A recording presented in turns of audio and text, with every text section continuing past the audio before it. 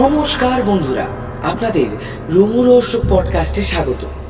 আজ আপনাদের জন্য বিভূতিভূষণ বন্দ্যোপাধ্যায়ের লেখা বউচণ্ডীর মাঠ। শুরু হচ্ছে বিভূতিভূষণ বন্দ্যোপাধ্যায়ের লেখা বউচণ্ডীর মাঠ।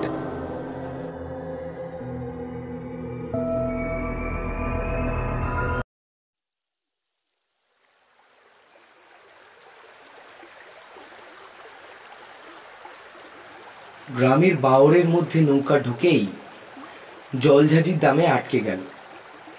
কানুনগো হেমেনবাবু বললেন, বাবলা গাছটার গায়ে কাঠি জড়িয়ে বেঁধে নাও। বাইরের নদীতে ভাটার টান ধরেছে। নাটা কাটার ঝোপের নিচের জল সরে গিয়ে একটু একটু করে কাদা বার হচ্ছে। হেমেনবাবু আবারও বললেন, একটুখানি নেমে দেখবেন না কোথায় পিন খোলা হয়েছে? যত শিগগিরই কানা পুকুরটা শেষ হয়ে যায় ততই ভালো। এমন সুন্দর বিকালটাতে আর কাজ করতে ইচ্ছা হলো না। পিছনের নৌকা থেকে লোকজনেরা নেমে জায়গা ঠিক করে সেখানে তাঁবু ফেলবে। জরিপের বড় সাহেবের শিগগিরই সদর থেকে আসার কথা আছে। কাজেই যত তাড়াতাড়ি কাজ আরম্ভ হয় সকলের সেই দিকেই ঝোঁক। সাব ডেপুটি নৃপেনবাবু কাজ শেখাবার জন্যে এইবার প্রথম খানাপুরীর কাছে এসেছিলেন। বয়স বেশি না, ছোকরা, কিন্তু মাঝ নদীতে নৌকো দুললেই তার অত্যন্ত ভয় হচ্ছিল। বোধহয় ভয়কে ফাঁকি দেওয়ার জন্যই তিনি এতক্ষণ ছইয়ের মধ্যেই ঘুমিয়ে পড়বার ভান করে শুয়েছিলেন। এবার ডাঙায় নৌকো লাগতে তিনি ছইয়ের ভেতর থেকে বার হয়ে এলেন এবং একটু পরে হেমেনবাবুর সঙ্গে কথায় কথায় কি নিয়ে বেশ একটু তর্ক শুরু করলেন। নৃপেনবাবুকে বললাম, টেন্সি অ্যাক্ট কচকচিতে আর দরকার নেই, তার চেয়ে বরং চলুন নেবে তাঁবুর জায়গা ঠিক করা যাক। কাল সকালেই যাতে কাজ আরম্ভ করা যায়।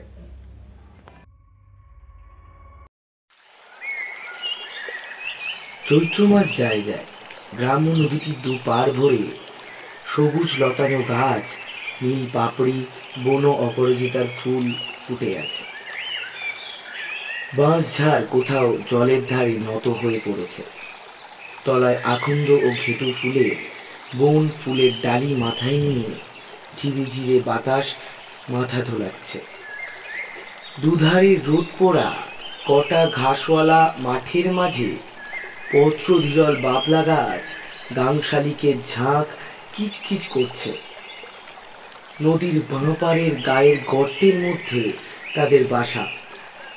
মাকাললতা ঝোপের তলায় জলের ধারে কোথাও উঁচু উঁচু বনমালীর ঝড় তাদের কুচো কুচো হলদে ফুলের থেকে জায়ফলের মতো একটা ঘন গন্ধ উঠছে।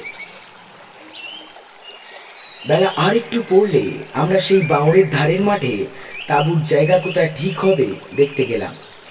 নদীর ধার থেকে গ্রাম একটু দূর হলেও গ্রামের মেয়েরা নদীতেই জল নিতে আসে। আমাদের যেখানে নৌকোখানা বাঁধা হয়েছিল তার বাঁ ধারে খানিকটা দূরে মাটিতে ধাপ কাটা কাঁচা ঘাট। গ্রামের একজন বৃদ্ধ বোধহয় নদীতে গ্রীষ্মের দিনে বিকালে স্নান করতে এসেছিল। তাকে আমরা জিজ্ঞাসা করলাম, এই যে শুনছেন, রসুলপুর কোন গাঁখানার নাম মশাই? সামনের এটা না ওই পাশে? তিনি বললেন, আগে না, রসুলপুর হলো এই গাঁগুলোর পিছনে কোষ দুই তফাত। আপনারা? আমাদের পরিচয় শুনে বৃদ্ধ বললেন, এ মাটিতে আপনারা তাঁবু ফেলবেন? আপনাদের জরিপের কাজ শেষ হতেও তো 5-6 মাস লাগবে। আমরা বললাম, তা তো হবেই, বরং তার বেশি হতে পারে। বৃদ্ধ বললেন, এখানটা একটা ঠাকুরের স্থান, গাঁয়ের মেয়েরা পুজো দিতে আসে। বরং তার একটু সরে গিয়ে নদীর মুখের দিকে তাঁবু ফেলুন, নাহলে মেয়েদের একটু অসুবিধে হবে। বৃদ্ধের নাম ভুবন চক্রবর্তী। জরিপ আরম্ভ হয়ে গেলে নিজের দরকারে চক্রবর্তী মশাই দলিলপত্র বগলে করে নিয়ে অন্ধকারে তাঁবুতে যাতায়াত শুরু করে দিলেন। সকলের সঙ্গে তার বেশ মেশামিশি ও আলাপ পরিচয় হয়ে গেল। তার পৈতৃক জমাজমি অনেক নাকি ফাঁকি দিয়ে দখল করেছে। আমাদের সাহায্যে এবার যদি সেগুলোর একটা গতি হয়, এই সব ধরনের কথা তিনি আমাদের প্রায় শোনাতেন। আমি সেখানে বেশি দিন ছিলাম না। খানাপুরীর কাজ আরম্ভ হয়ে গিয়েছে। আমি সেদিনই জেলায় ফিরব। জোয়ারের অপেক্ষায় নৌকা ছাড়তে দেরি হতে লাগলো। চক্রবর্তী মশাইও সেদিন উপস্থিত ছিলেন। কথায় কথায় জিজ্ঞাসা করলাম, আচ্ছা চক্রবর্তী মশাই, এটাকে বউচণ্ডীর মাঠ বলা হয় কেন? নৃপেনবাবু বললেন, ভালো কথা, বলুন তো চক্রবর্তী মশাই, বউচণ্ডী আবার কি কথা? শুনিনি তো কখনো। আমাদের প্রশ্নের উত্তরে চক্রবর্তী মশাইয়ের মুখে একটা অদ্ভুত গল্প শুনলাম। তিনি বলতে লাগলেন,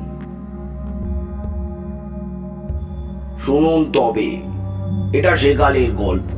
ছোটবেলায় আমার ঠাকুমার কাছ থেকে শোনা। এই অঞ্চলের অনেক প্রাচীন লোকই এই গল্প জানে। সেকালে এই গ্রামে এক ঘর সম্পন্ন গৃহস্থ বাস করতেন। এখন আর তাদের কেউ নেই। তবে আমি যে সময়ের কথা বলছি, সে সময় তাদের বড় শরিক পতিত পাবন চৌধুরী মশাইয়ের খুব নাম ডাক ছিল। এই পতিত পাবন চৌধুরী মহাশয় যখন তৃতীয় পক্ষের বিয়ে করে ঘরে বউ আনলেন, তখন তার বয়স 50 পার হয়ে গিয়েছে। এমন যে বিশেষ বয়স তা নয়, বিশেষত ভোগের শরীর।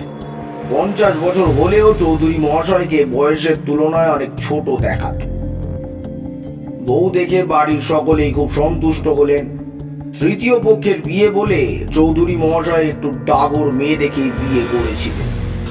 নতুন বউয়ের বয়স ছিল প্রায় 17-এর কাছাকাছি। বউয়ের মুখের গড়নটি বড় সুন্দর। মুখের চাঁদ যেন হরতনের টেক্কাটির মতো। চোখ দুটি বেশ ডাগর। ভাষা ভাষা মুখে, চোখে ভারী একটা শান্ত ভাব। নতুন বউয়ের কাজকর্ম তার ধরি শান্ত ভাব দেখে পাড়ার লোক বললে, এরকম বউ এ গায়ে আর আসেনি। সে মাটির দিকে চোখ রেখে ছাড়া কথা বলে না। অল্প বয়সে খুব শাশুড়ির দলের সামনেও ঘোমটা দেয়। সকলে বললে যেমন লক্ষ্মীর মতো রূপ তেমনি গুণ।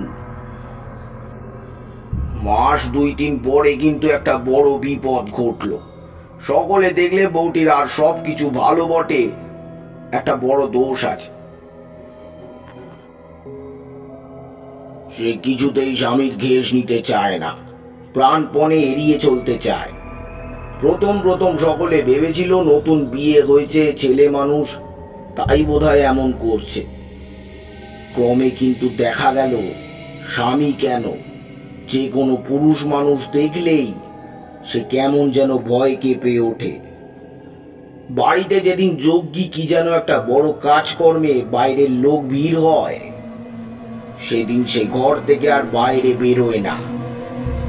স্বামীর ঘরে কিছুতেই যেতে রাজি হয় না। মাসে 2 দিন কি 1 দিন সকলে আদর করে গায়ে হাত বুলিয়ে পাঠাতে যায়। সে জনে জনের পায়ে পড়ে এর ওর কাছে কাকুতি মিনতি করে কিছুতেই বুঝাতে পারে না। মানুষের গলার স্বর শুনলেই কেমন যেন করে ওঠে। অনেক করে বুঝিয়ে সুঝিয়ে সকলে তাকে একদিন স্বামীর ঘরে পাঠিয়ে দিয়ে দোরের শিকল বন্ধ করে দিল। চৌধুরী মশাই অনেক রাত্রে ঘরে ঢুকে দেখেন তার তৃতীয় পক্ষের স্ত্রী ঘরের এক কোণে জড়সড় হয়ে দাঁড়িয়ে ভয় টকটক করে কাঁপছে। এরপর আর কিছুতেই কোনোদিন সে স্বামীর ঘরে যেতে চাইতো না। বাড়ি শুদ্ধ লোকের হাতে পায়ে ধরে বেড়াতে লাগলো। সকলকে সে বলল, আমার বড্ড ভয় করে, আমায় ওরম করে আর পাঠেও না।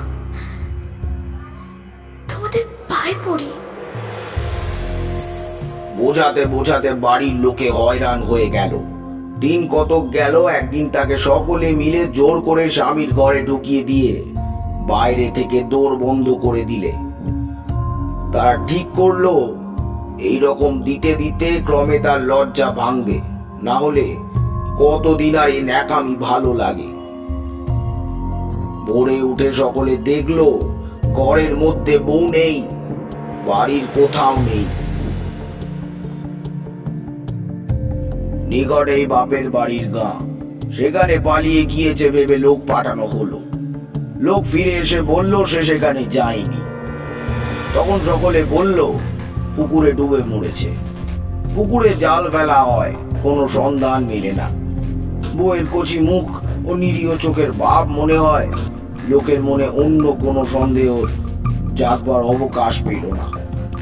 কত দিকে কত সন্ধান করে যখন কোনো খোঁজই মিলল না, চৌধুরী মশাই মানসিক সুখ নিবারণ করার জন্য চতুর্থ পক্ষে স্ত্রী ঘরে আনলেন।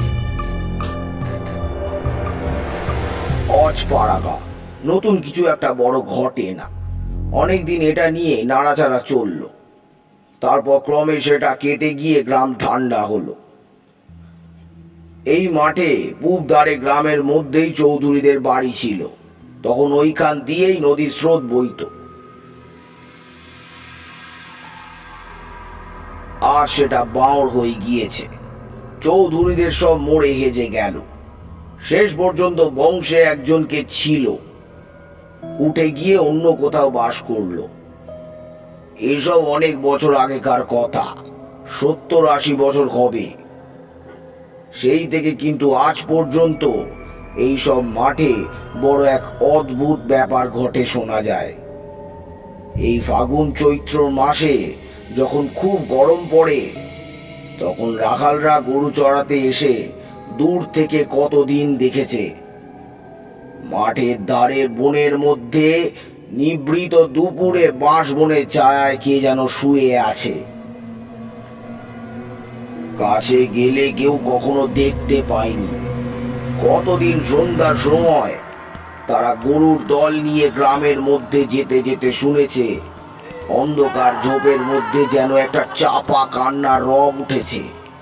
সমুখ জ্যোৎস্না রাত্রে অনেক নদীর ঘাট থেকে ফেরবার পথের ছাতিম গাছের নিচে ডালের তলায় দিয়ে যেতে যেতে দেখেছে দূরের মাঠের সন্ধ্যার আবছা জ্যোৎস্নার মধ্যে সাদা কাপড় পরে কে যেন ক্রমেই দূরে চলে যাচ্ছে। তার সমস্ত গায়ে সাদা কাপড়ের জ্যোৎস্না পড়ে চিকমিক করতে থাকে। মাঠে যখন সন্ধ্যা গনিয়ে আসে, তখন ফুলে ভরা নাগকেশর গাছের তলায় দাঁড়িয়ে ভালো করে দেখলে মনে হয় কে খানিকটা আগে এইখানে দাঁড়িয়ে ডালের নিচু করে ফুল পেরে নিয়ে গেছে। তার ছোট ছোট পায়ের দাগ, ঝোপ সেখানে বড় ঘন সেদিকে চলে গিয়েছে। মাঠের ধারে ওই ছাতিম গাছের তলায় উড়োচণ্ডী তলা। চৈত্র সংক্রান্তিতে গ্রামের বধূরা পিঠে কাঁচা দুধ আর নতুন আখের গুড় নিয়ে বৌচণ্ডী পুজো দিতে আসেন। বৌচণ্ডী সকলের মঙ্গল করেন, অসুখ হলে সারিয়ে দেন। নতুন প্রসূতি স্তনের দুধ শুকিয়ে গেলে ওর কাছে পুজো দিলে আবার দুধ হয়। কচি ছেলের সর্দি সারে, ছেলে বিদেশে থাকবার সময় চিঠি আসতে দেরি হলে পুজো মানত করার পরই শিগগিরই সংবাদ আসে। মেয়েদের বিপদ আপদে তিনি সকলের আপদ বিপদ থেকে উদ্ধার করে থাকেন। চক্রবর্তী মশাইয়ের গল্প শেষ হলো। তারপর আরো নানা কথাবার্তার পর তিনি ও আর সকলে উঠে চলে গেলেন। বেলা বেশ পড়ে এসেছে। সন্ধ্যার বাতাসে ছাতিম বনে সুরসুর শব্দ হচ্ছে। গ্রামের মাঠটা অনেক দূর পর্যন্ত উঁচু নিচু ঢিবি আর ঘেটু ফুলের বনে একেবারে ভরা। বাঁদিকে দূরে একটা পুরনো ইটের পাঁজার খানিকটা বন জিউলি গাছের সারি মধ্যে দিয়ে চোখে পড়ে।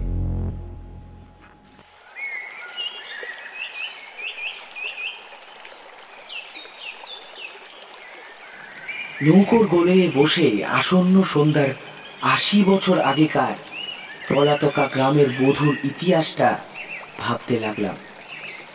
মাঠের মাঝে উঁচু ঢিবির উপরকার ঘেটু ফুলের বনের দিকে চেয়ে মনে হলো যে সারা দিন রাত সে হয়তো ওর মধ্যে লুকিয়ে বসে থাকে, কেবল গভীর রাত্রে লুকোনো জায়গা থেকে বেরিয়ে আসে।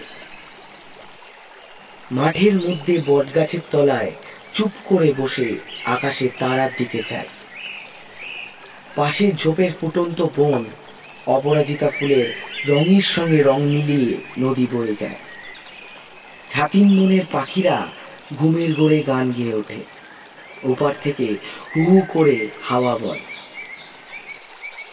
সে ভয়ে ভয়ে মাঝে মাঝে পূব দিকে চেয়ে দেখে ভোরের আলু ফোটবার দেরি কত। সন্ধ্যা হয়ে গেল, বনের উপর নবমীর চাঁদ উঠল। একটু পরেই জোয়ার পেয়ে আমাদের নৌকা ছাড়া হলো। জলের ধারে আধার ভরা নিভৃত ঝোপের মধ্যে থেকে সত্যি যেন একটা চাপা কান্নার রব পাওয়া যাচ্ছিল। সেটা হয়তো কোনো রাত জাগা বনের পাখি কি কোনো পতঙ্গের ডাক। পাহাড়ের মুখ পার হয়ে যখন আমরা বাইরের নদীতে এসে পড়েছি, তখন পিছন ফিরে চেয়ে দেখি নির্জন গ্রামের মাঠে সাদা কুয়াশা ঘোমটা দেওয়া ঝাপসা জ্যোৎস্না রাত্রি অল্প অল্প লুকিয়ে চোরের মতো আত্মপ্রকাশ করেছে অনেক আগেকার সেই লজ্জা কুণ্ঠিত ভীরু পল্লীবধূটির মতো।